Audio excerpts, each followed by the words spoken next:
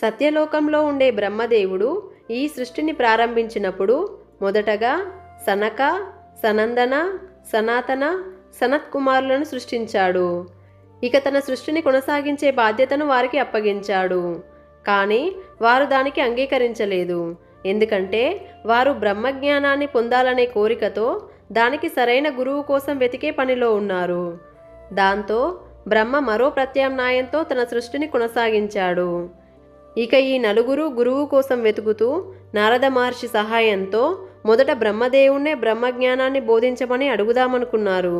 కానీ పక్కనే ఉన్న సరస్వతీదేవిని చూసి ఈయనే పెళ్లి చేసుకుని సంసారం అనే సాగరంలో ఈదుతున్నాడు, ఇక మనకు ఏమని ఉపదేశిస్తాడు అని జాలిపడి బ్రహ్మను అడగలేదు. అలాగే శ్రీ మహావిష్ణువుని, పరమశివుణ్ణి కూడా తమకు గురువుగా ఉండమని అడుగుదామనుకున్నారు. కానీ వారి పక్కనే ఉన్న లక్ష్మీదేవిని